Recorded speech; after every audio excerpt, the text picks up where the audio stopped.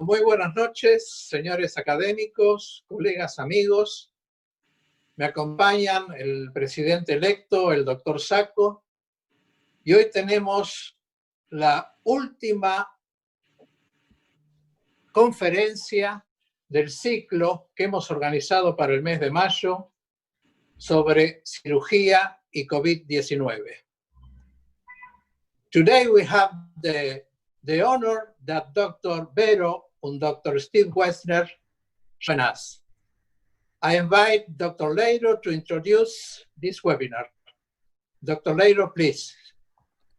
Bueno, muchas gracias, señor presidente. Buenas noches a todos. Hoy vamos a tener, como decía el señor presidente, el último webinar sobre COVID-19 y vamos a tener el título Principios Fundamentales de COVID-19 y vamos a tener dos conferencias.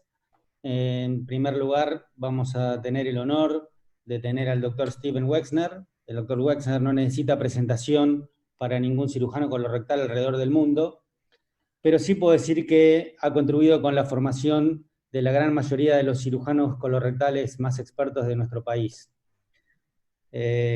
Por otro lado, tenemos también a la doctora Mariana Berho, jefa del Laboratorio de Patología de la Cleveland Clinic de Florida, médica patóloga, que nos va a acompañar también con su conferencia. Dr. Wexner, I said that we are honored with having you here tonight. You need no presentation for any colorectal surgeon around the world, and but I can say that most named surgeons, colorectal surgeons in our country, have the honor to work with you at Cleveland. So it's an honor for us to have you tonight. Thank you.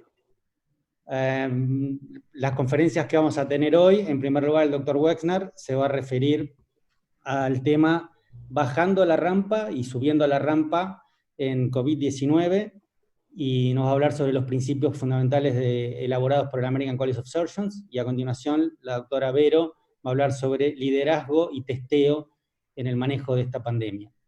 Así que para comenzar le damos la palabra al doctor Steven Wexner. Primero voy a comentar que me va a acompañar como moderador el doctor Guillermo Rosato, y vamos a contar con comentarios del presidente de la Academia Argentina de Cirugía, el doctor Pablo Fernández Marty, y el presidente entrante, doctor Pedro Saco, y además nos acompañan hoy dos distinguidos académicos, como son el doctor Vaccaro y el doctor Fernando Iudica. Así que sin perder más tiempo, pasamos entonces a la conferencia del doctor Wexner. Steven, muchas gracias. Thank you, Steven. Thank you very much. I'm honored to be invited. It's great to be back in Argentina. I wish I was there in person, but for the moment I can settle for the Zoom video, getting to see a lot of my friends and alumni. I'm going to share my screen so that everybody can see my slides and open my PowerPoint, and you should now be seeing the presentation. So what I want to talk about are some guidelines that I had the privilege of working to develop with the American College of Surgeons, being a member of the Board of Regents. And we started out when COVID-19 became apparent in the US in early March. We started a work group, and we thought clearly we're going to need to free up space in intensive care units and ventilators. Therefore, we can't have a lot of sick patients having surgery and taking up ICU beds and ventilators. We need hospital beds, plus we need staff to be able to take care of patients with COVID-19, which is both surgeons and other types of staff. And therefore, we had to, what we called ramp down or decrease surgery. And we came up with a modification of a list that was created by a urologist at St. Louis University named Samir Siddiqui, to look at the things that are on this slide that by now you've probably read, to try to help us triage so that we can ensure that we keep beds free, operating rooms free, ventilators free, blood because of shortages of transfusions, and personnel. And so we could have capacity for the hospital. And these guidelines were really based upon a variety of different factors, trying to weigh surgical considerations such as the severity of disease and the potential for rapid progression of disease, as opposed to the considerations of coming into the hospital COVID-19 positive or leaving COVID-19 positive. And the decisions should be made as a team with administrative representation along with medical considerations. And also the community. What's the prevalence of COVID-19 in a given community, and what's the capacity of the facility to care for those people? For example, in Milan or in Madrid in early March, or in New York City in mid to late March, or any part of April, a patient coming into the hospital had a significant potential, at least theoretical potential, to become infected. And we know from the data from Anil Bangu and the COVID-19 surgical trial of 500 patients with minimum 30-day follow-up, we know that the mortality is about 25% for COVID-positive patients. So you have to balance. Is the surgery really, really necessary? Or if this patient gets sick, they're not going to do well. So this is the list that Samir Siddiqui came up with, and we modified. And you can see where he had tier 1, A and B, and then tier 2. So you can see the kind of surgery. If you have a low acuity surgery in a healthy patient, done as an outpatient, not life-threatening, such as colonoscopy or EGD, that could go in an ambulatory surgery center if one is available, or postponed surgery. And you work your way through this list to an intermediate acuity patient, such as a low-risk cancer, maybe a non-obstructing right colon cancer, the patient's not anemic, not being transfused, asymptomatic. That could be postponed, probably not done in an ambulatory surgery center. But then as you work through, you come to a high acuity problem, such as an obstructing cancer or hemorrhage from colitis or obstruction from Crohn's. That case should not be postponed. There was a scoring system that came out from Jeff Matthews and in Chicago, and Peter Angelos in Los Angeles, trying to come out with some factors where you could actually weigh medical necessity in what was called the MENT score, or medically necessary time-sensitive procedures. And they classified by 5. So how long is it going to take in surgery? You could probably safely take care of that patient if an outpatient facility is available, versus a very lengthy procedure with an expected long length of stay, a high probability of intensive care unit stay, high anticipated blood loss, a lot of people needed on the team, high probability of intubation, like a thoracic procedure. That's a procedure that should not be done unless it's life-threatening to the patient to not have it done. Then there are disease factors that go into this too. Like, is there a non-operative treatment option? For rectal cancer, for example, we could use chemotherapy and radiation. Ditto for esophageal cancer. Perhaps not true for hemorrhagic colitis. What would happen if you delayed surgery for 6 weeks? Would the patient be worse or not? And that's somewhat of an arbitrary number.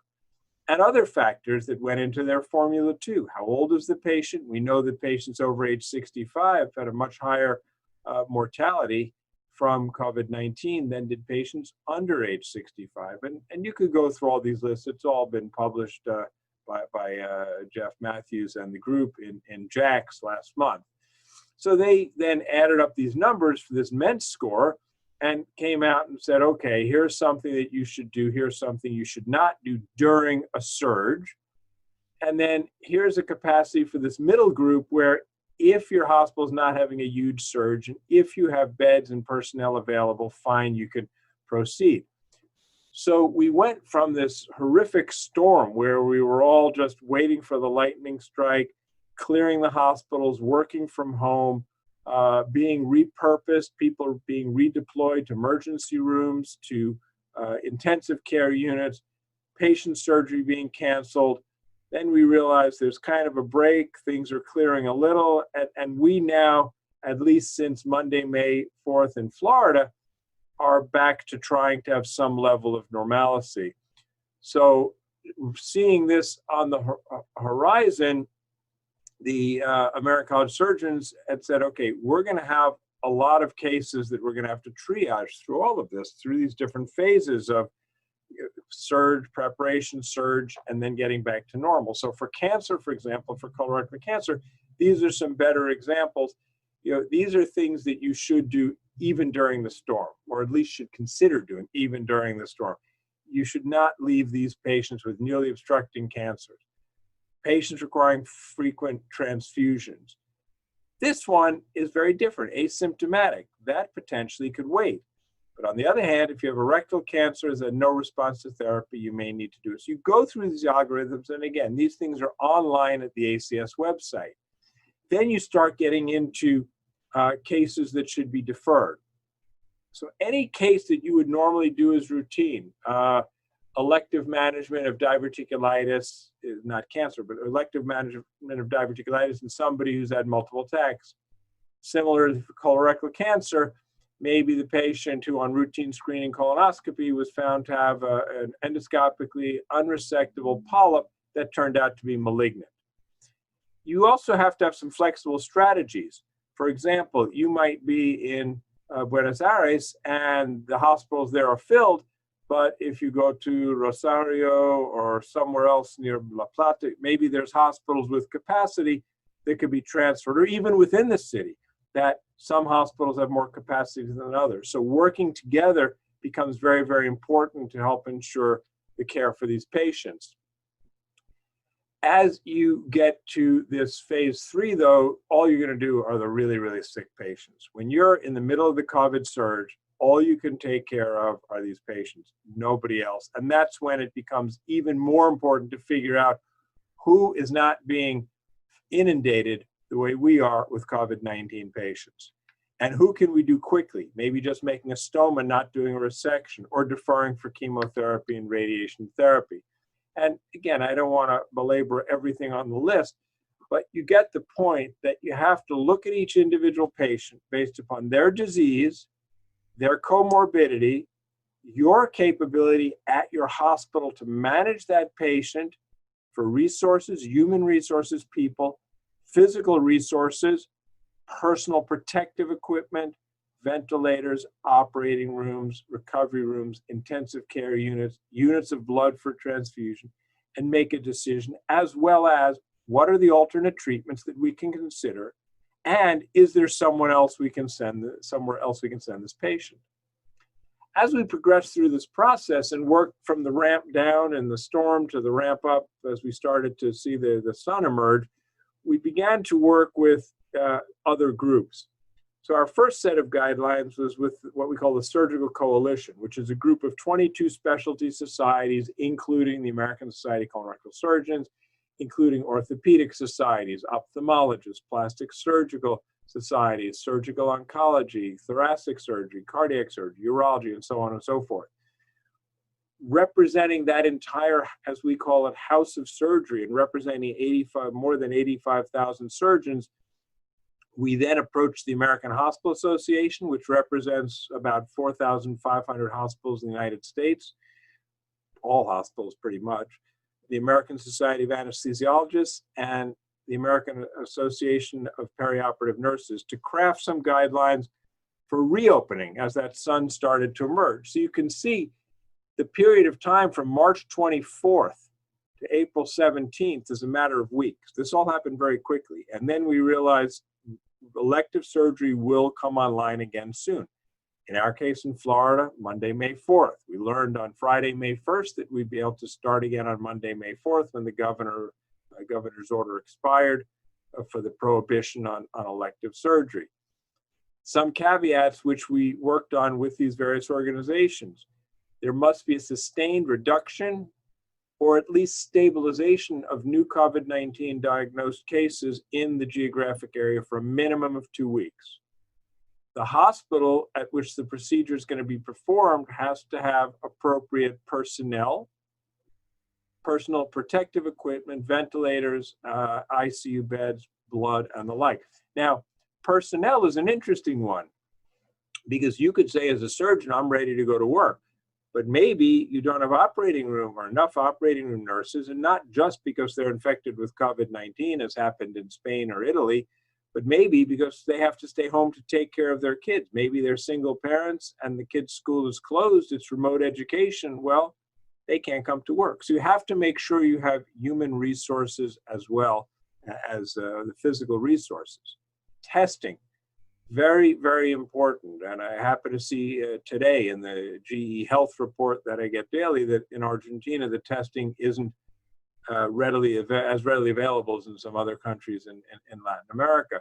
Testing is important. Testing in Florida is not as widespread as is in other places in the US, including New York, and I was surprised to see North Dakota. So testing needs to be available. At Cleveland Clinic, every patient is tested within 72 hours, and Dr. Berho is going to go into that in much more detail. Personal protective equipment. If you're testing patients, then you don't necessarily need PPE for every patient if the test is accurate. And I think in a low prevalence area, asymptomatic patients who test negative are probably safe to operate without PPE. But if you find a patient who is positive, that patient clearly needs to be taken care of, and not just for surgery, but for any aerosol generating procedure, which includes flexible sigmoidoscopy and colonoscopy. Those patients should be cared for only with full PPE. And I'll come to a moment about how we do that in surgery. You can find these guidelines either at the sages.org website or at Penn Medicine to look at them, but they're very helpful for extending the life of the N95 masks. Part of our joint statement, and we don't like to think of this statement so much as guidelines, but rather principles, because guidelines tend to be a bit binding. And I think it's important, if you really have a huge backlog of patients, to have some type of a prioritization policy, because you're going to be balancing doing your colon cancer cases against hip replacements, against bariatric procedures, and so on and so forth. So you need to be able to prioritize cases. As you come through it, you have to think about the various 5 phases, which are preoperative, immediate preoperative, intraoperative, and I'll come to the next 2 momentarily. I already mentioned you need sustained reduction in number of cases, adequate capabilities, testing. You need to have adequate personnel who are familiar with the checklist. Now, very important, the anesthetists have to be careful, because when it's a PPE positive patient, the only person who should be in the room is the anesthetist, not the resident or fellow, anybody else, not the surgeon, not the nurses. The timeout may have to be adjusted to ensure that the only person in that room is the consultant anesthetist and no one else during intubation and during extubation. And the thought is that you can have, from aerosol generating procedures such as intubation, you can have particulate matter, virus particles in the air for up to 20 minutes. So nobody should go in the room for the first 20 minutes after intubation or extubation, other than the anesthetist, who should be in full PPE. You have to check with your pathology laboratory medicine director to ensure that you have blood available if you think you might need it. And then when you get to post-operative, the enhanced recovery after surgery protocols become even more important. In light of the data from the COVID surge trial, we don't want patients in hospital any longer than they need to be. If you have the luxury of having a COVID-free or COVID-cold hospital, as is the case in many European countries, that's ideal. If you have a mixed hospital, you have to cohort the COVID patients away from the non-COVID patients, but still the idea is to use ERAS protocols to get patients out. And when they go out, in light of the high infectivity rates at extended care facilities, nursing homes, it is not desirable to operate on a patient who will need to then subsequently go to a nursing home. We should be sending these patients home to their house, even if they need nursing care. I mentioned before the importance of the anesthetist being the only person in the room, but it goes beyond that. And there's been a debate about laparoscopy, whether or not it's safe in COVID-positive patients. And we learned a lot, I believe, from PIPEC, sorry, let me go back one slide, from PPEC, the laparoscopic chemotherapy application that's done more in Europe than in the US, certainly. Marc Raymond in Germany, in Erlangen, Germany, Delio Cortez Gural in Madrid, and others who are practitioners of PPEC, because that system requires being totally sealed. You clearly don't want any leakage of chemotherapy anywhere. The same is true for laparoscopy. There's debate as to whether or not virus particles are active and viable in the pneumoperitoneum or in the smoke or in the vapor from use of an ultrasonic scalpel. So the safest approach is a sealed system with filters, with smoke and fluid evacuators, and ideally, if you have the capability, doing it in a negative pressure operating room. Some people say, well, perhaps you should instead do a laparotomy, but I would counter, safe laparoscopy is better than laparotomy in a patient known COVID positive patient for the simple reason, if you do a midline incision, you put that patient at a potentially higher risk of splinting and getting pulmonary complications.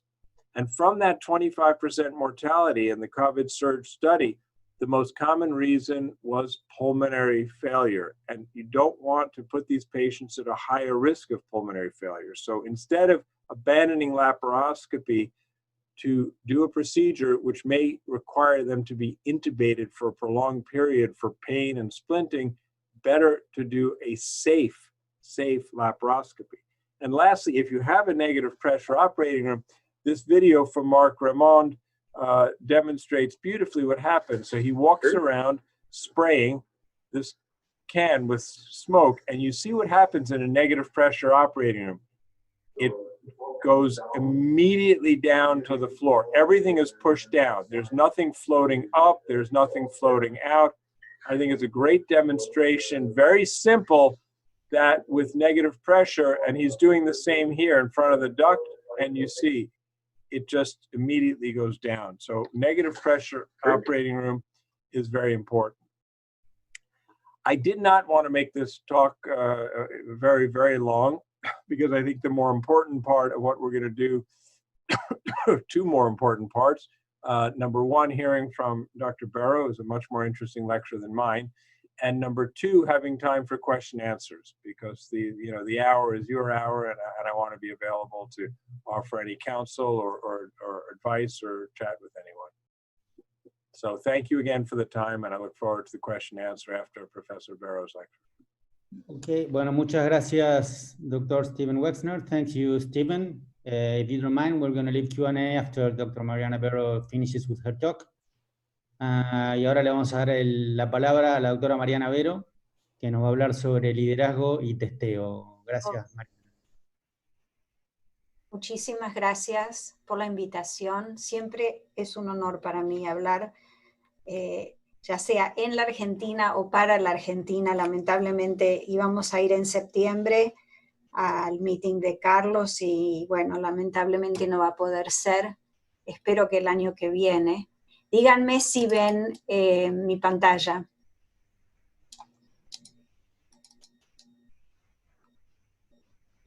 Perfectamente, Mariana. Sí, bueno. Sí. No estaba segura si hacer en inglés o en español, porque Steve no va a entender si lo hago en español, pero al mismo tiempo. Que lo hacemos en español. Bueno. Me parece más perfecto. Adecuado para el público, ¿verdad? Perfecto. Después yo le traduzco a Steve. Entonces, la primera de las charlas que tengo es algunos conceptos básicos de lo que son los laboratorios que podemos hacer para diagnosticar COVID-19. O sea, esta primera diapositiva que tengo acá son ciertos conceptos muy básicos que todos estamos familiarizados ahora. El hecho de que COVID-19 es, por supuesto, un coronavirus. Estos son virus que son formados por ARN, o sea que siempre son un poco más complicados desde el punto de vista de laboratorio. Y tenemos es una familia muy grande. En este grupo está el resfrío común, pero hay muchos otros coronavirus. Son todas zoonosis en el sentido de que vienen de animales como los murciélagos, ya sabemos, los camellos, también los gatos, y hay varios tipos en la familia de coronavirus, y los que producen el SARS-1 y el SARS-2, que es el COVID-19, son el grupo del beta coronavirus. Lo que es interesante es que si bien la mayoría de los coronavirus producen enfermedades que son relativamente muy benignas y que solamente afectan el tracto superior, como el resfrío común, por ejemplo, en el caso del SARS-1 y el SARS-2 tenemos que también pueden afectar el tracto respiratorio inferior e incluso producir la muerte por neumonías muy severas. Y la otra cosa que es interesante, que todavía no tenemos ninguna droga, ahora recién tenemos Remdesivir que ha sido aprobada para tratar ciertas formas de coronavirus, pero en la mayoría de las enfermedades por coronavirus no tenemos antivirales. Si uno mira, muchas otras enfermedades virales han sido desarrollados antivirales para esta enfermedad, para los coronavirus particularmente no, porque mutan muy rápidamente y es difícil, y porque la mayoría de ellos tienen un curso clínico que es benigno. Entonces hay varias formas en las que nosotros desde el punto de vista del laboratorio podemos diagnosticar enfermedades por coronavirus y particularmente el coronavirus 19, el COVID-19. Lo que sería el gold standard es por la detección directa del virus. Y de la manera en que se hace esto son por estudios moleculares. Lamentablemente no hay otra manera. Es decir, en el laboratorio por ahora no podemos cultivar este virus de forma segura para lo que serían las personas que trabajan en el laboratorio, porque para poder cultivar el virus vivo se necesita ciertos tipos de facilidades, de lugares donde hay muchas restricciones para tener este tipo de... Solamente en Estados Unidos deben haber 4 o 5 laboratorios donde se puede cultivar el virus de coronavirus 19 cuando está vivo. Entonces la mayoría son por estudios moleculares en donde lo que estamos estudiando es el ARN viral. Entonces hay dos maneras. Una, lo que nosotros llamamos, los patólogos llamamos, acá en Estados Unidos llamamos con extracción. ¿Qué significa con extracción o with extraction, lo que por ahí uno lee en los papeles? Quiere decir que esto adiciona un paso antes de poder medir directamente el virus en las secreciones respiratorias. Entonces, todos los estudios de laboratorio que requieren primeramente extraer el ARN tardan más tiempo. Y lo que yo puse acá una serie de fotos de los instrumentos que se pueden usar. El Gene Expert es el más moderno de todos y es el que dentro de los test de laboratorio que requiere extracción es el más corto porque toma entre 45 minutos y 1 hora. Después tenemos el típico el test de laboratorio que es el del CDC, que según tengo entendido es el que usan en el Malbrán, es el mejor test en cuanto a sensibilidad y especificidad, pero tarda más tiempo, alrededor de 6-7 horas. El tercero, el Roche, no sé si pueden ver mi flechita, pero el tercero es el Roche 8800, que digamos sería como la Ferrari, ¿no es cierto?, de los instrumentos para medir COVID-19, porque no solamente es muy sensitivo y específico, sino que además permite poner la mayor cantidad de hisopados para medir la cantidad de virus que tenemos en las secreciones respiratorias. Y estos son otros más que también han aparecido desde, si pensamos que esta pandemia empezó al fin del año pasado, noviembre, diciembre hasta ahora, alrededor de 7 u 8 instrumentos han aparecido en el mercado para nosotros poder comprarlos. El problema que tenemos es que como todo el mundo, y literalmente todo el mundo necesita esos instrumentos, hay una escasez, no solamente de los instrumentos, porque por ejemplo uno puede comprar el instrumento, pero después no tiene los reactivos. Entonces, ¿qué hacemos con el instrumento si no tenemos los reactivos? La otra cosa que me parecía importante de mencionar es que si bien el virus ha sido detectado en la sangre y en la orina, e incluso en la materia fecal, la mayor cantidad de virus se concentra en las secreciones respiratorias, o sea que necesitamos un hisopado nasal o un hisopado nasofaringio para poder introducir en cualquiera de estos instrumentos que ven acá. La otra forma de detectar por forma molecular al virus en las secreciones respiratorias es lo que llamamos sin extracción. Lo que tiene de bueno este test es que en 15-20 minutos tenemos un resultado, positivo o negativo. Sin embargo, porque no requiere esa extracción, la sensitividad del test es mucho menor. no estoy familiarizada si en la Argentina tienen este instrumento que se llama Abbott ID Now.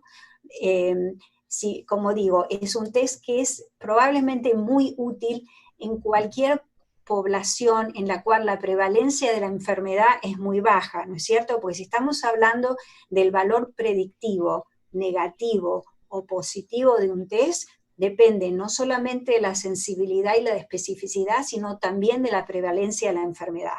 Entonces, si nosotros, por ejemplo, vamos a utilizar un test como el Abbott ID Now, que tiene una sensibilidad un poco baja, en una población donde la prevalencia es muy alta, este no es el mejor test para hacer, ¿no es cierto? Porque se va a perder muchos pacientes que tienen la enfermedad. Entonces acá lo que hice es una tabla con los diferentes tipos de test moleculares que tenemos, como dijimos, el del CDC, Roche, Cepheid, Diasorin y Abbott, y las diferentes sensibilidades y especificidades que tiene cada test. Y como estaba diciendo, el Abbott, si bien es el más rápido, el más barato, el que es más fácil también de tener un laboratorio porque es un instrumento que debe medir 30 centímetros por 20 centímetros, lo podemos poner en cualquier lado, tenemos que tener mucho cuidado donde hacemos este test porque la sensitividad no es muy alta. La otra cosa que es importante cuando estamos hablando de test de laboratorios para COVID-19 es cuántos test podemos hacer por hora, por 5 horas, 6 horas, depende cuánto tarde cada corrida de test. Por ejemplo, estábamos hablando del Abbott ID Now. Este es un test que, como dijimos, es rápido, entre 15 y 30 minutos. Sin embargo, solamente podemos correr un test por cada corrida. Entonces, por ejemplo, en la mayoría de los laboratorios tenemos 10 instrumentos por laboratorio, que es lo que más o menos tenemos nosotros acá. Tenemos 10, los hemos distribuido en otras partes de la Cleveland Clinic, entonces nos permite hacer 2 tests por hora, alrededor de 2 test por hora. Si uno tiene un laboratorio que está funcionando las 24 horas, como por ejemplo nuestro laboratorio, alrededor de 480 test por día que se pueden hacer. Y como ven acá tenemos la cantidad de test de acuerdo al tipo de instrumento.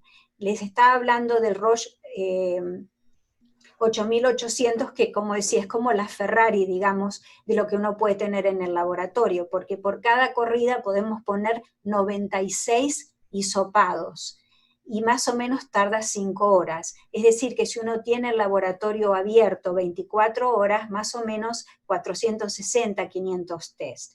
Y entonces esto quiere decir que si un laboratorio, por ejemplo la Cleveland Clinic, tiene todos estos instrumentos, más o menos por día estamos hablando de entre 1.700 y 2.000 test por día, lo que llega a, en una semana, más o menos lo que cada estado está pidiendo de los laboratorios, que son 10.000 test por semana.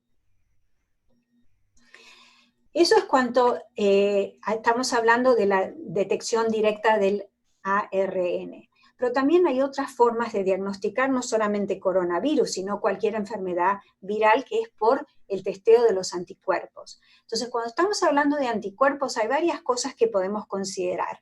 Podemos utilizar el testeo de anticuerpos para el diagnóstico, es decir, si un paciente está infectado o no está infectado, solamente para el diagnóstico.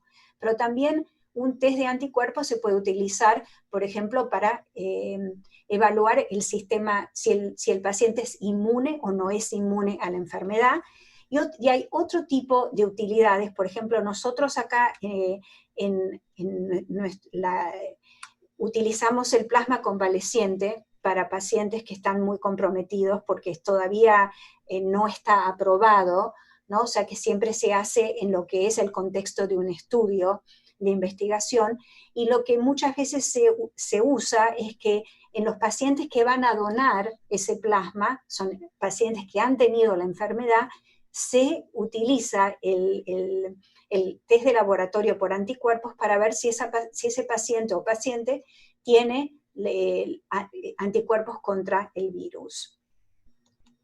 Ahora, recordemos, espero no ofender a nadie con esto, pero algunas cosas muy básicas de los anticuerpos. Si se acuerdan, para cualquier enfermedad el primer anticuerpo que va a aparecer después de que nos infectamos es el IgM, que es ese anticuerpo que tiene 5 lugares que se van a unir al antígeno. Después del IgM viene el IgG, el IgA y después el IgG. A medida que la infección progresa, la cantidad de anticuerpos sube y la vida, no me acuerdo esta palabra, but the avidity del antígeno también aumenta. Esto es lo mismo que pasa con cualquier enfermedad infecciosa, no solamente con COVID-19. Entonces lo que vamos a ver acá en este diagrama que tenemos es que alrededor de los 10 días, esto no es para COVID-19, sino en general, sube la IgM, después baja alrededor de los 20 días, tenemos una superposición de la IgM y la IgG alrededor de los 15 días, después sube la IgG, que como nos acordamos, es un signo de enfermedad crónica. Después bajan todos hasta que nos volvemos a exponer al antígeno o a la enfermedad, y ahí ya la IgM va a subir, pero no en la misma cantidad que en la primera infección. Y lo que sube realmente fuerte es la IgG con los anticuerpos que van a neutralizar o no, depende de la enfermedad, al antígeno. Entonces, hay 2 tipos de anticuerpos, y esto es importante para entender por qué en este momento los testeos de anticuerpos no son tan útiles para COVID-19. Uno de los tipos de anticuerpos que tenemos son los que llamamos anticuerpos neutralizantes. Estos son los anticuerpos que van a bloquear la entrada del virus en las células. Es interesante, por algún motivo, el virus utiliza la enzima convertidora de angiotensina, el receptor, para entrar a las células respiratorias. Por algún motivo utiliza este receptor. Ahora, para nosotros poder medir esos anticuerpos neutralizantes, necesitamos del virus vivo. Y como estaba diciéndoles antes, hay 5 o 6 lugares en este país y tal vez 15 en el mundo donde tienen la capacidad de hacer este tipo de test. O sea, en este momento prácticamente hay 2 o 3 laboratorios en el mundo que están midiendo los anticuerpos neutralizantes. Los otros tipos de anticuerpos que tenemos son los que utilizamos con ELISA, nosotros los que medimos con ELISA, que miden todos los anticuerpos, no solamente los neutralizantes. Entonces, en realidad, en este momento nosotros no sabemos si la enfermedad por COVID-19 produce anticuerpos neutralizantes en forma suficiente para darnos inmunidad. Entonces, si estamos hablando de medir la IgM o la IgA para saber si un paciente, para hacer el diagnóstico, ¿no es cierto?, de enfermedad por COVID-19, la realidad es que no. ¿Por qué? Porque nos hemos dado cuenta que la seroconversión, la aparición de la IgM como anticuerpo en la enfermedad aguda es muy hacia el final de esa enfermedad. No comparado con otros coronavirus o con el virus de adenovirus o cualquiera de los que produce las enfermedades respiratorias superiores, tarda mucho la IgM en subir. Entonces podemos tener un paciente que tiene toda la sintomatología de COVID-19, le hacemos una IgM y es negativa. Y vamos a pensar, este paciente no tiene COVID-19. Sin embargo, eso tal vez sea erróneo porque se tarda mucho tiempo la IgM en llegar a un nivel donde puede ser medido.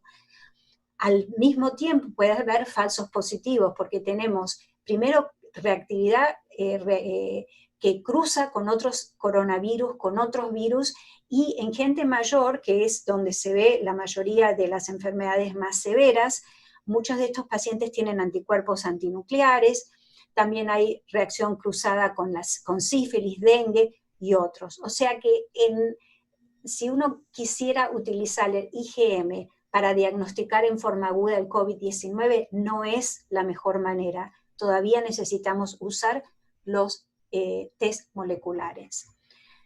Y entonces, ¿qué podemos hacer con el IgG?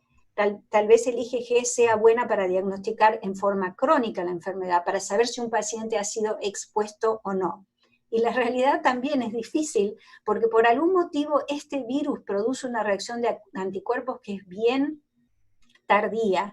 Y hay pacientes que tardan mucho en producir el IgG, y por ahí tenemos un paciente que ha tenido la enfermedad de COVID-19, y nosotros a las 3 semanas, después de que ya no tiene síntomas, tratamos de ver si tiene IgG y no la encontramos. Entonces, erróneamente podemos pensar que ese paciente no tuvo la enfermedad, porque de nuevo es tardía. Por otro lado, tenemos que acordarnos que la presencia de IgG no significa que el paciente esté inmune. ¿Qué significa esto? Que el paciente no va a volver a enfermarse, porque acuérdense que no estamos midiendo los anticuerpos neutralizantes, sino que estamos midiendo todos los anticuerpos. Entonces, ¿para qué sirve la serología del COVID-19? Hay dos aplicaciones. Uno sería la inmunidad individual, ¿no es cierto? Esto podría ser de utilidad para la salud ocupacional, o sea, decir, bueno, vengan todos los empleados, les vamos a hacer este test, y si todos han tenido IgG, quiere decir que han sido expuestos y no se van a enfermar. Sin embargo, como ya dijimos, hay absolutamente ninguna evidencia de que la presencia de IgG nos vaya a dar inmunidad. O sea que definitivamente no deberíamos utilizar este test para su salud ocupacional. La otra posibilidad sería usarlo para lo que se llama la inmunidad de grupo, ¿no es cierto? The herd immunity. Y para esto son que tenemos los surveys, los zero surveys que se llaman. Esto es mucho más útil y con suerte vamos a tener el gobierno, ¿no es cierto? Con suerte en Estados Unidos y en otros países donde el gobierno pague por este tipo de test para hacerlo en forma masiva a la población y ver qué cantidad de gente ha sido expuesta al virus, para tener una idea de la penetración de la prevalencia del virus en la población. Entonces, en conclusión, que no quede ninguna duda que en este momento la única manera para hacer un diagnóstico de COVID-19 necesitamos usar los métodos moleculares. Por supuesto, a todos nos gustaría poder tener un test que en 15 minutos nos dé el resultado, y sí, lo tenemos. Sin embargo, tenemos que tener en cuenta que la sensitividad de ese test tiende a ser baja. Y los tests que testean los anticuerpos solamente tienen utilidad para los zero surveys, no para la inmunidad personal. Gracias. Bueno, muchas gracias, Mariana, doctora Berho, por la charla. Le voy a pasar la palabra al doctor Guillermo Rosato para que maneje y modere el debate que va a continuar y le dé la palabra a los académicos y a los señores presidentes. Guillermo.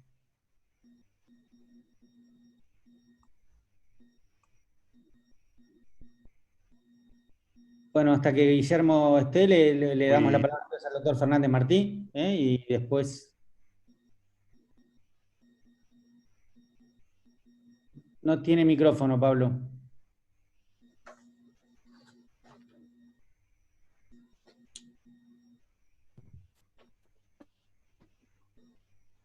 ¿Ahora se escucha? Ahora sí. Bueno, Mariana, Stephen, I appreciate the excellent conferences you have given us, and thanks for your sharing your experience. Y ahora una pregunta de orden práctico, tanto para la cirugía como para el tratamiento de las piezas operatorias. ¿Ha influenciado en algo en sus conductas el hecho de saber que la materia fecal es potencialmente fuente de virus? Willy, ¿lo podés translate? Steve, did you get that? Stephen, do you think that when you remove, for instance, you perform a colectomy, do you think that the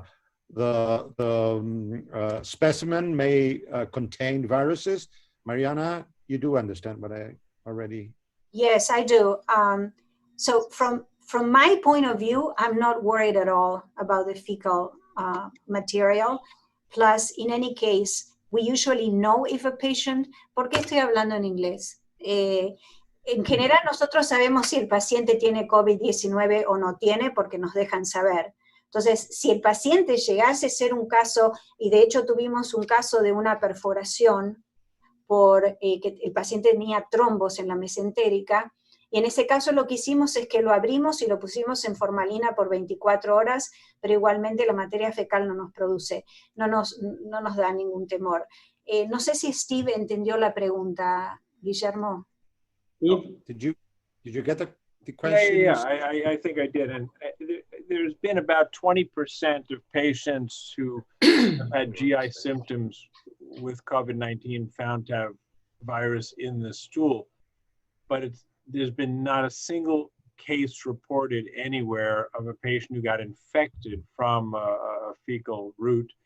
Similarly, there's been one case report now of a single patient in whom they found virus particles in peritoneal fluid, not known if the virus particles are active, and I'm unaware of anybody finding anything in the colon. So I agree. I mean, you need to be cautious, but I don't think it's going to be a major source. It's an aerosolized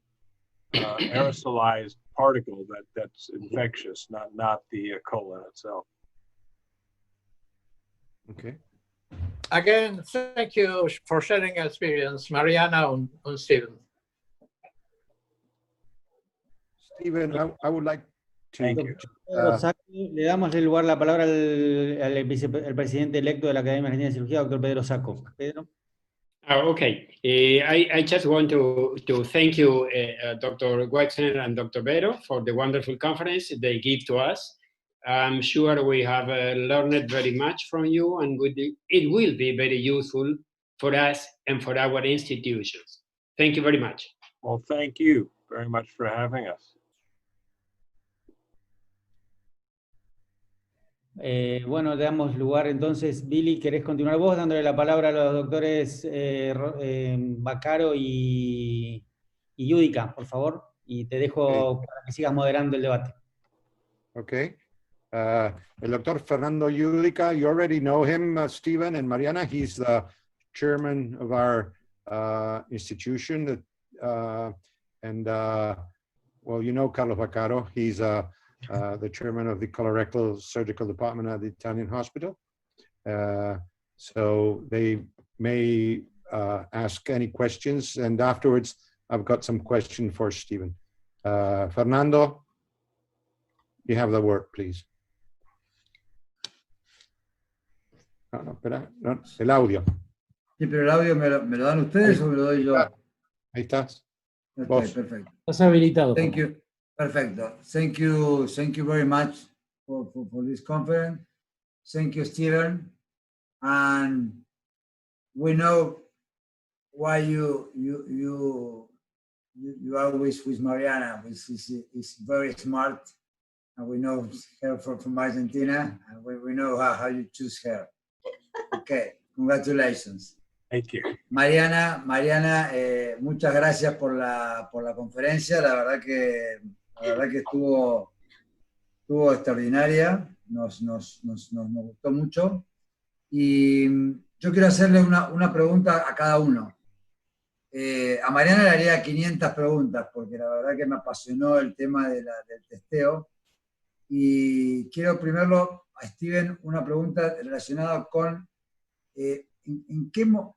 ¿cómo hicieron para que las medidas, para aplicar el score de MENT en la clínica? ¿Lo aplicaron tal cual fue diseñado o tomaron algunas partes y realmente usaron ese semáforo que hay en el medio para tener en cuenta todo eso que bien dijiste, que son no solo la cirugía, sino la patología, los riesgos, el personal, la terapia intensiva?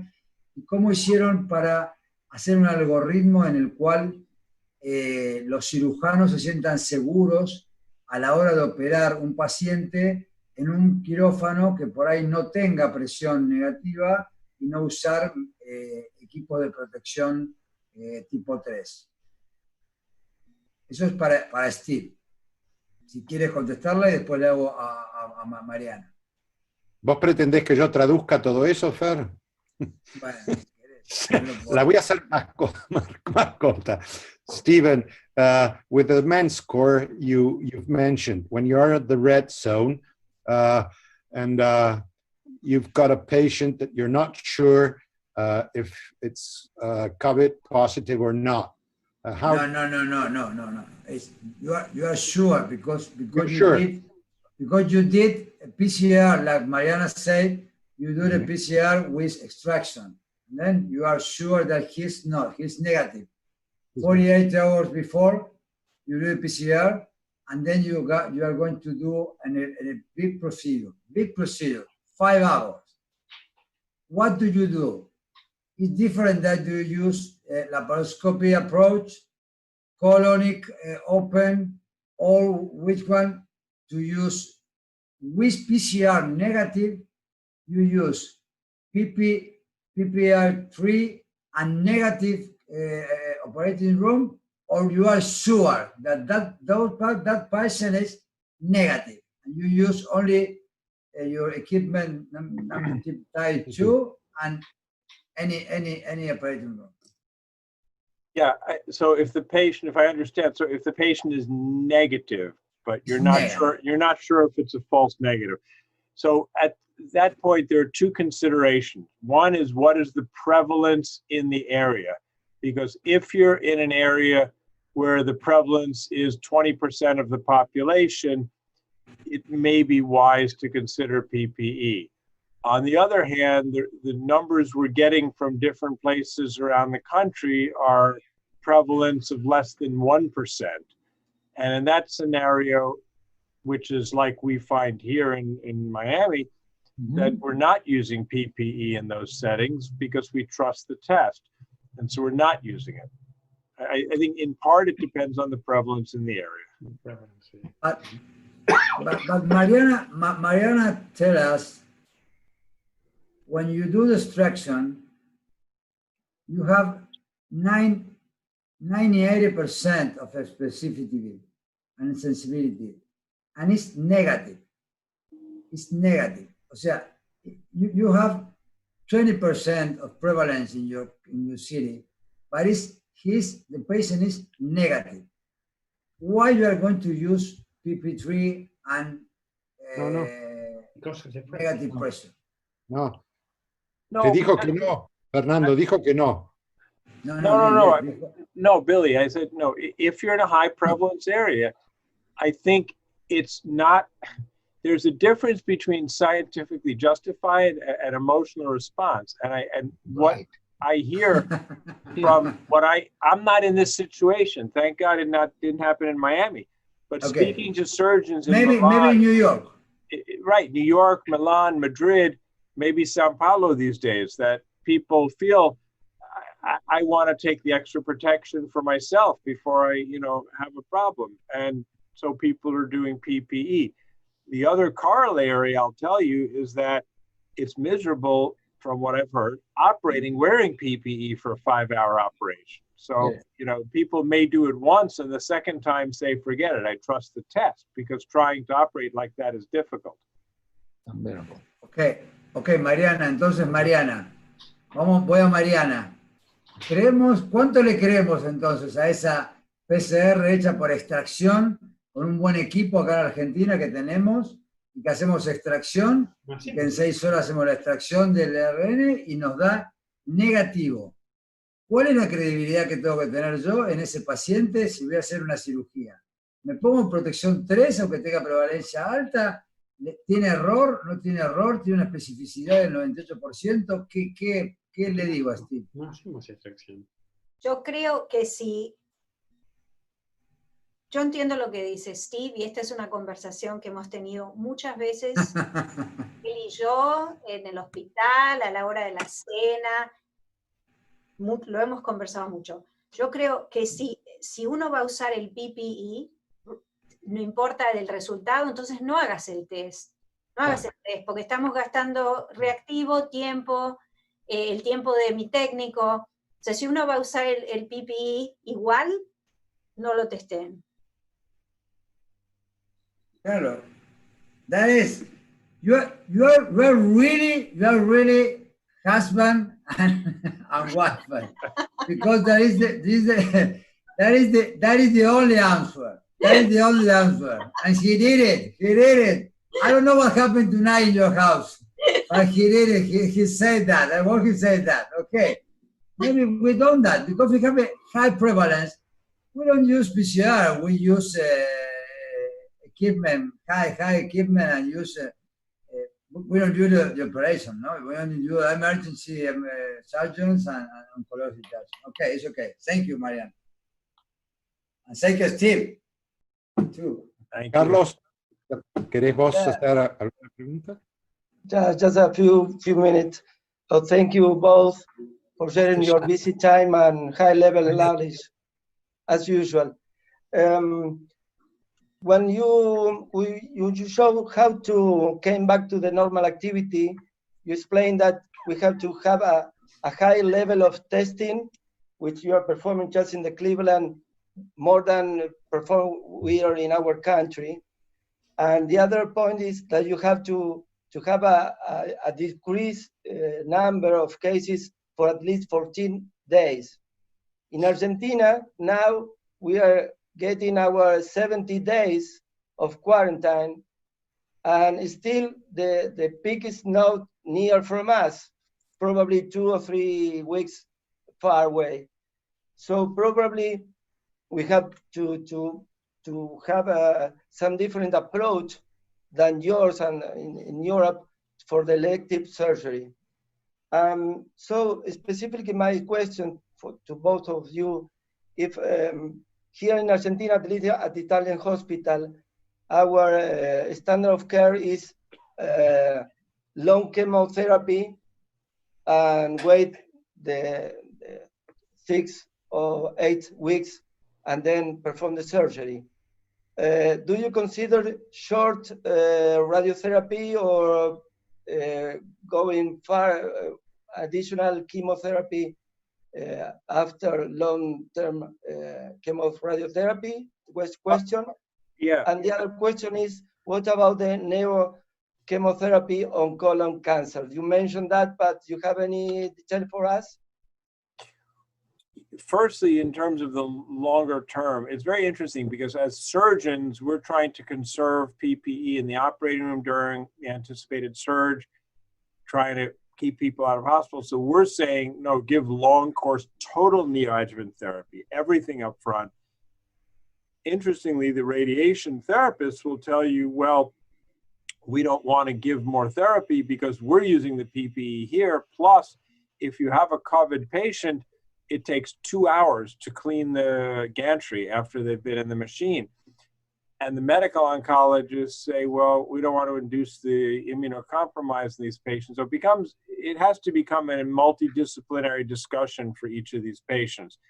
Ultimately, I think more people did get longer treatment. We're starting to get those data from the National Cancer Database. And globally, for all cancers, I think more people did get longer courses of chemoradiation, not shorter courses, just to drag things out. We'll ultimately see. That's for rectal. For colon, I'm not sure there was a change in practice. That is a much less agreed upon issue to give neoadjuvant chemotherapy for colon. But we're going to find out. That's one of the nice things about the Commission on Cancer and the National Cancer Database. We're going to have those figures. We don't have them now. Perdón, yo cometí, habíamos quedado en hacer las preguntas en español y yo... Está todo bien. Está bien, estuvo perfecto. Guillermo? I've got 2 quick questions. Yeah. Mariana, I'll do this in English so Stephen can catch up. Mariana, first, what do you call peak? Everybody speaks about the peak. And when you get to the peak, what the peak means in this COVID scenario. And for Stephen, everybody, it's very aware about all the protocols and procedures, but what about the health personnel? Do you have in your team any support on psychology? Because everybody's working under a very stressing scenario now. So I would like you to comment on that, or Mariana, whatever. Yes. No, yo lo que te iba a decir es que hagamos al revés la pregunta, porque yo no estoy segura si puedo dar una respuesta científica del PIC, pero lo que sí te puedo contestar es que nosotros tenemos un sistema de soporte psicológico muy bien preparado acá en la clínica. Como vos sabés, Guillermo y Carlos, a mí es un tema que me interesa mucho, el del bienestar de los médicos en general, y hemos preparado un programa muy, muy robusto con respecto a esto. Desde el punto de vista psicológico, desde el punto de vista, hemos hecho cosas como, por ejemplo, contratar servicios de ejercicio online para que la gente pueda, no solamente los médicos, pero las enfermeras, los administradores, todos, puedan utilizar los servicios online. Lo hicimos con YMCA, yoga online. Después hicimos, como acá nadie venía a hacer conferencias, en las salas de conferencias que ustedes dos han estado acá en J. Dolman, las convertimos en un salón de relajación, donde la gente que hace terapia física, nuestros terapistas físicos, en lugar de hacer masajes a los pacientes, nos hacían masajes a nosotros. Hicimos muchas conferencias para aumentar la resiliencia, creo que se dice así, la resiliencia de los médicos, de los enfermeros. Después hicimos grupos para ayudar a la gente joven que tiene hijos jóvenes, con todo lo que sea el cuidado de los chicos, babysitters, maestros. Hicimos un montón de esas cosas. Yo tenía otra conferencia preparada si había más tiempo con respecto a todas esas cosas que hicimos, pero por ahí la próxima vez, porque utilizamos un montón de los recursos que tiene la clínica para apoyar a nuestros trabajadores. Steve, maybe you can answer better the peak question. So when do you consider you're at the peak, and when you're considering that you're getting out of it? Well, I'm going to share my screen for a minute because I want to show one slide that I showed today at a Royal College of Surgeons webinar I did with Neil Mortensen and Antonino Spinelli. And you see this slide here, and what it shows is this is when we reopened, okay, May 4th. This is our phase 1, including non-urgent surgery. So it's kind of something, as you observe yourself going down, the number of daily cases reported, this is volume per million people for the state of Florida. So we went up very quickly from May 13th to about April 8th. And then there was a sense about here that we're going down, which was about 1 week. And then by the time we got here, we said, okay, that's 2 weeks of going down. So it's not something that you can tell when you're on the peak, right? It's like you can only tell when you look back and say, okay, that was the peak, because we've been decreasing. So you have to look at it a little bit in retrospect. Carlos?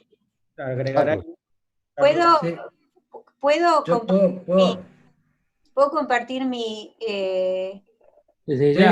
pantalla un segundo? Por favor, Mariana, sí. ¿Pueden verla? La vemos. Sí. Abrirla grande, ponerla grande. En modo presentación, por favor, sí.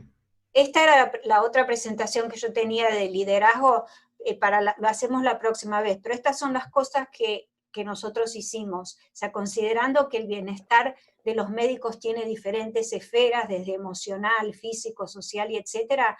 Estas son todas las cosas que nosotros hicimos. Nos tomó mucho tiempo, pero la verdad es que dio muchísimos resultados. No sé si hay alguna manera en que podamos compartir esto con los hospitales de ustedes, porque hay cosas que realmente no cuestan ningún dinero. Son todas estas cosas de la parte física, son todas aplicaciones que se pueden entrar gratis.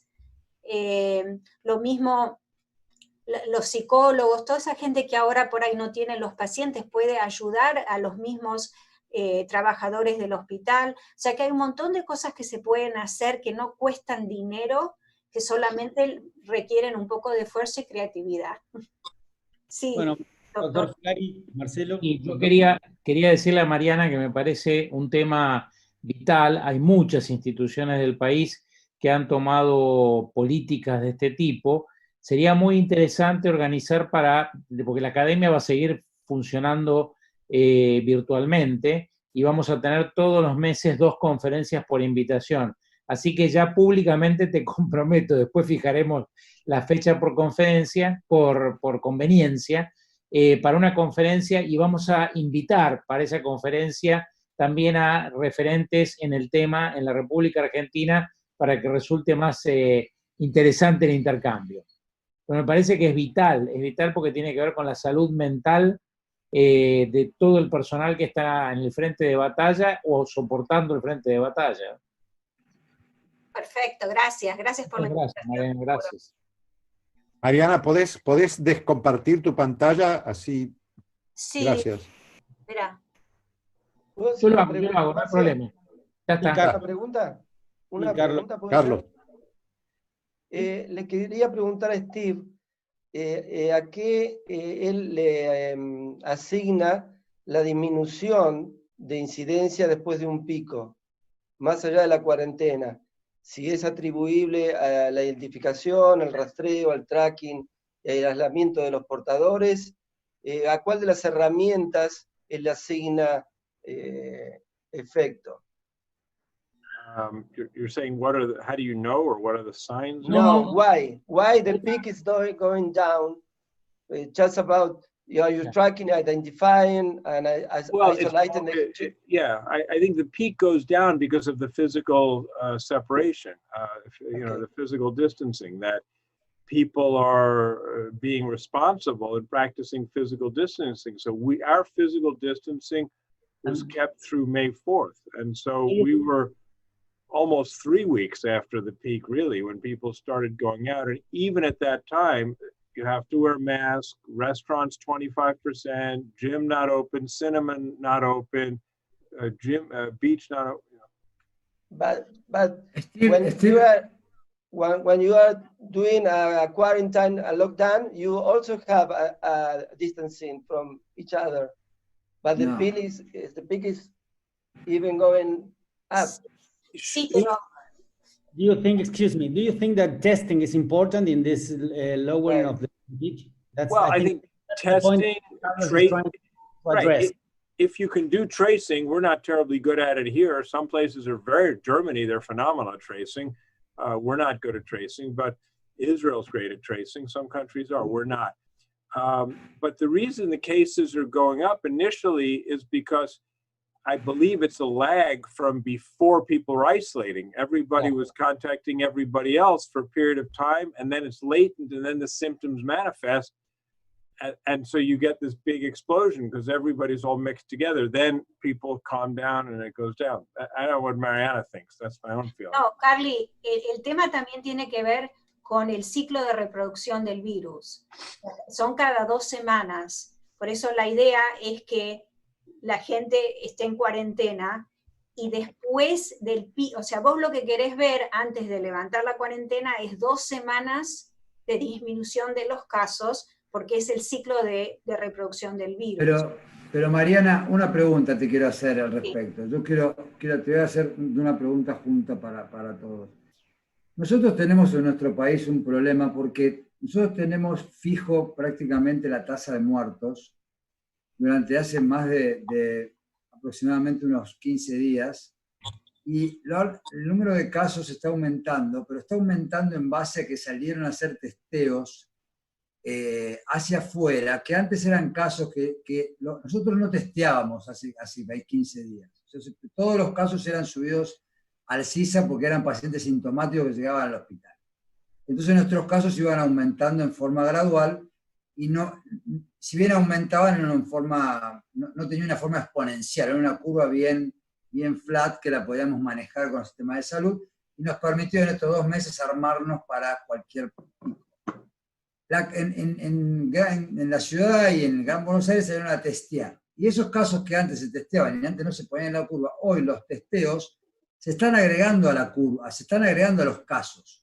No son casos que están con síntomas importantes, sino que son casos que salieron a testear afuera. Entonces los muertos se mantienen fijos y los números se mantienen altos, con lo cual ahí tenemos una traba muy importante en la sociedad, que estamos teniendo un problema grave, porque al mantener la cuarentena tanto tiempo, nos estamos perdiendo, están llegando los ACV con avanzado, nos están llegando infartos avanzados, nos está llegando gente que no se controla, las cirugías que antes tenían que hacerse no se hacen, o sea, estamos teniendo un problema de salud pública más importante que el del mismo COVID, porque la gente se empieza a tener otras patologías, empieza a tener control, el diabético no tiene control, el hipertenso no tiene control, un chiquito que nace no se puede controlar porque no tiene el medio que lo tiene adecuadamente. Entonces no podemos terminar de salir, el ministerio no termina de dictar una normativa para que la gente salga porque esos casos siguen aumentando. Entonces no empezamos a tener no vemos el descenso de la curva,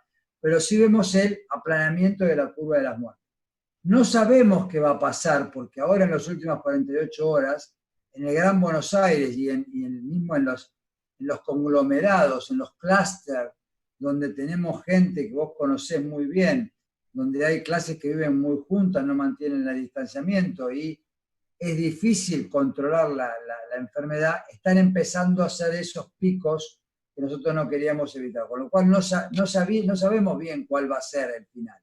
Ahora, en una mano tenemos que reiniciar el control de la salud de la población, reiniciar el seguimiento, reiniciar las cirugías, como decía Steven, con PCR y haciendo una buena evaluación prequirúrgica, y en los hospitales teniendo un buen circuito de diferenciación de flujo de lo que es un paciente COVID o el que es no COVID, el que es sospechoso o no sospechoso, en el consultorio, en el quirófano, en la sala de espera de imágenes, porque si no, el confinamiento eterno tampoco nos va a permitir hacer una buena medicina.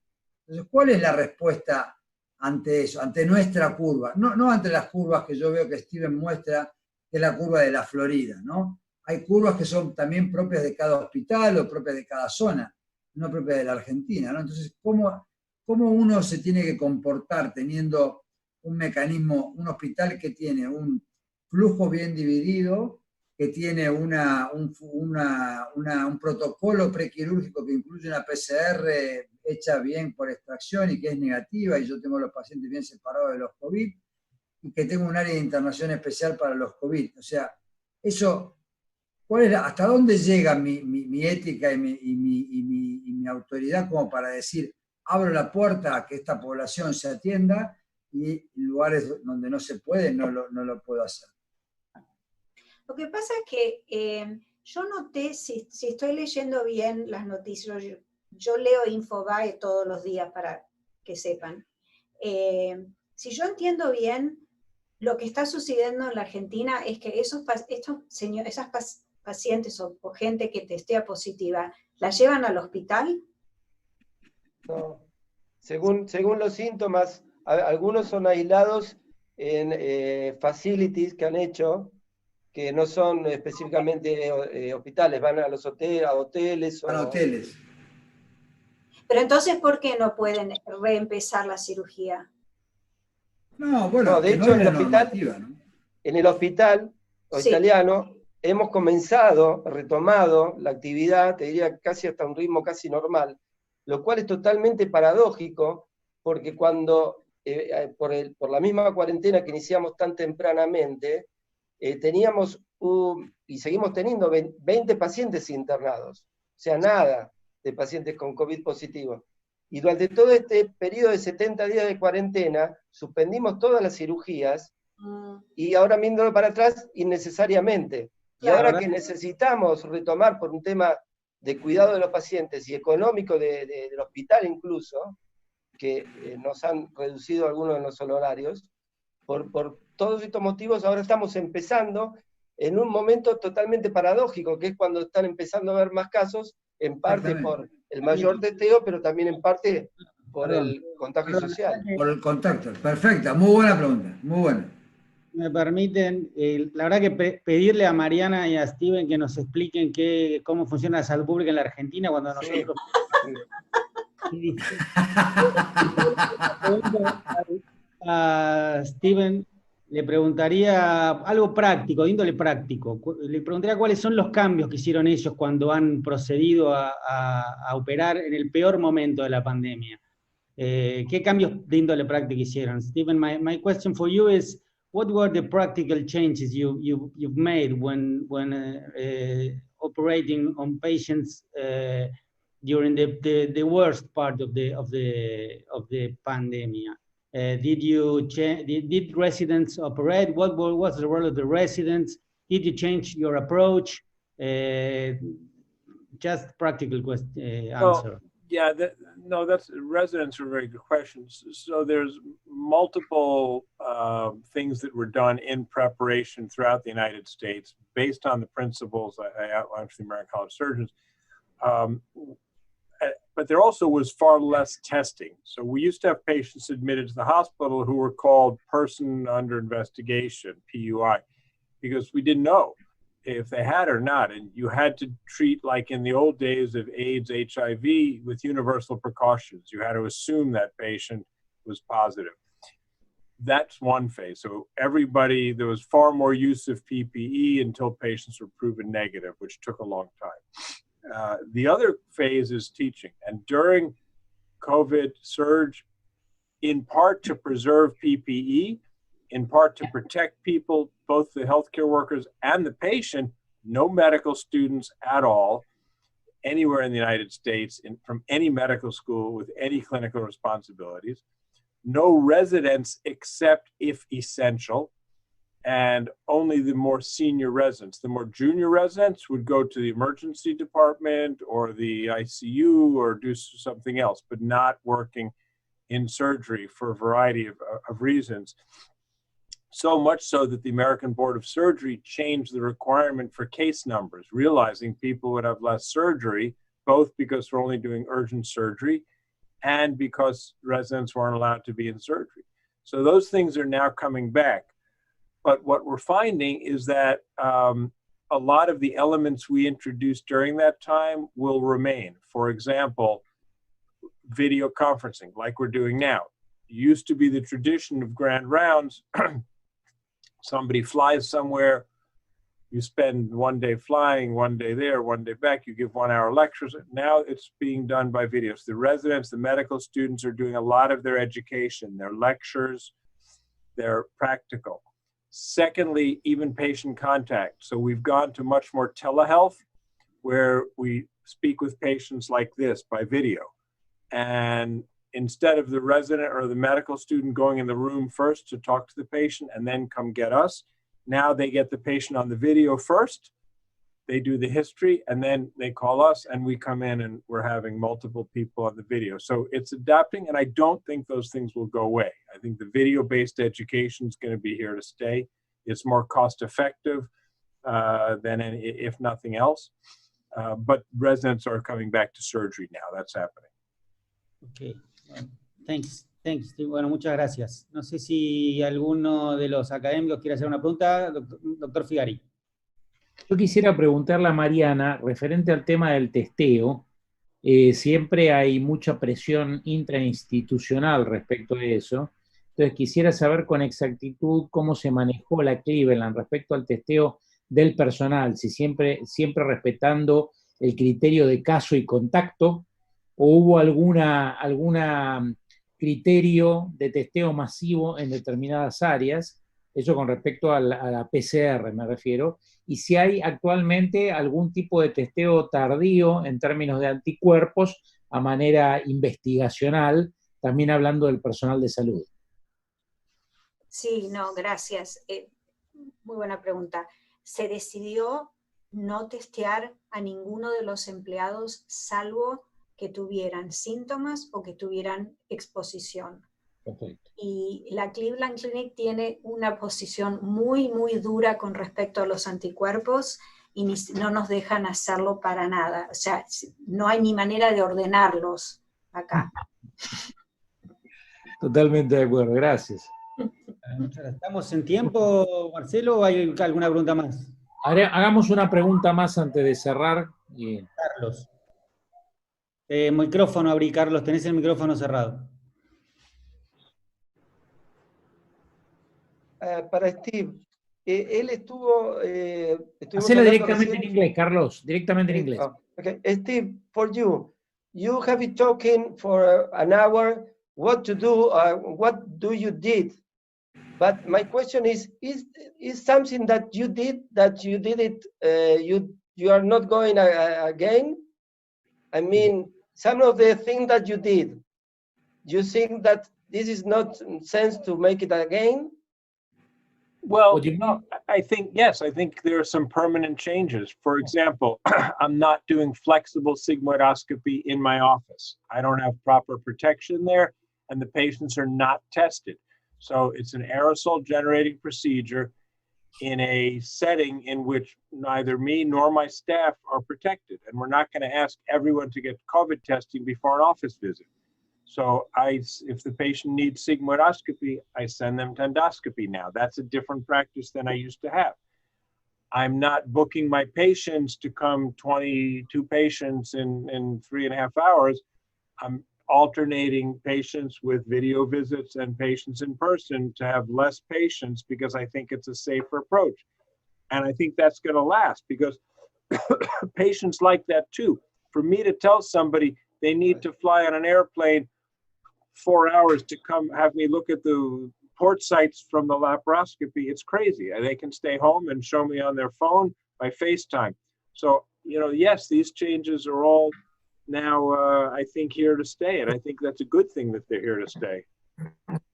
I love these video conferences too, although I'd like to come and obviously see everybody in person, but there's something very nice. I can imagine when I'm eating dinner tonight being in Paralakia instead, but okay, it's not for.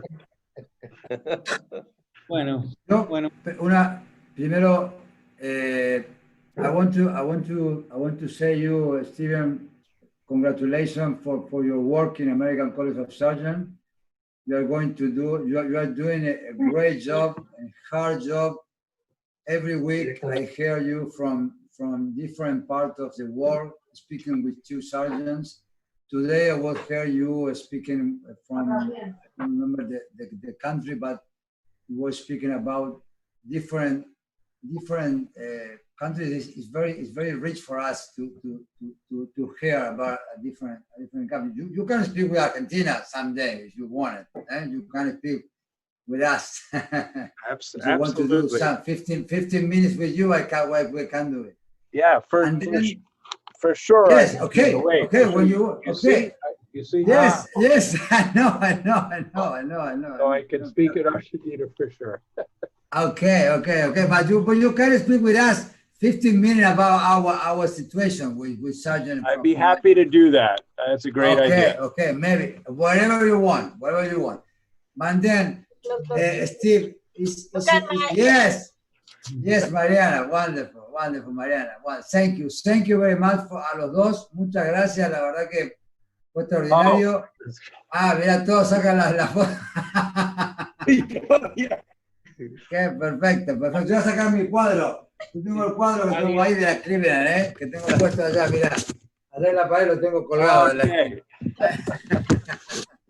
No, pero una pregunta nada más, muy chiquita. Yo creo que, Mariana, nosotros tenemos un equipo acá de Roche que la verdad que es un equipo que es muy bueno y nosotros le tenemos mucha confianza. Y la verdad que esa discusión que ustedes tuvieron hoy entre un cirujano y alguien que dice que la PCR es negativa y que ese paciente no tiene enfermedad, me parece que es el centro, ¿no? de nuestro cuestionamiento, ¿no? Nosotros para liderar a todo el equipo quirúrgico tenemos que hacer muchos Zoom con el departamento quirúrgico para hablar de las medidas de prevención y cómo hacerlas. Y el problema más grande que nos quedó es el tema de la aerosolización. La aerosolización, Steve. Aerosolización and procedure from the face and from the Dr. Figari makes every day. Fernando, What do you think about that? Estamos en tiempo, hacer una pregunta concreta porque estamos muy sobre la... Ya se la hice, listo. What do you need to know about aerosolization?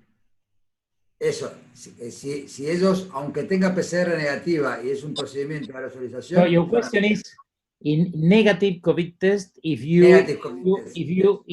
stay... Van a trabajar ustedes sobre la vía aérea, como van a trabajar sobre la cara, ustedes usan medida de precaución 3. Is a question for Steve? Sí. What do you think, Steve, about procedures approaching the upper digestive cavity in COVID-negative patients when you have a long procedure, 4 to 5 hours, and you consider that anyway you will have a significant amount of aerosolization. No, Do you support the PP3 protection, or? Yeah, I mean, I think it's, if you have the availability of a PP3, sure. If you have, certainly eye protection, and if you have the capability of a face shield, I think that's safe, but that may be more for other reasons than the aerosol from the COVID-19. This may be a consideration for HIV and hepatitis and other things as well. So, but I think it's just general good safety. It's a bit like with AIDS again, with universal precautions. It doesn't hurt. Thank you. Creo que Fabio? puede dar por finalizado el webinar y agradecerle a los invitados. Thank you, Steven. Gracias, Mariana. Y le doy la palabra nuevamente al doctor Pablo Fernández Martí, nuestro presidente, para que cierre la sesión. Okay, Dr. Berho, Dr. Wexner, again, thank you for sharing your experience. Thank you very much. Thank you, everyone. Un pequeño comentario final. A partir de la semana entrante, la Academia inicia las sesiones regulares, pero va a mantener también intercaladas con sus sesiones regulares, con presentaciones de trabajo y casos clínicos, conferencias por invitación, así que próximamente estaremos publicando la sábana completa, y tenemos desde hoy también la promesa de la doctora Mariana Berho, que se va a sumar a una de esas conferencias, lo cual será un gran gusto. Mucho gusto. Buenas noches a todos, muchas gracias. Okay. Gracias. Gracias, thank you.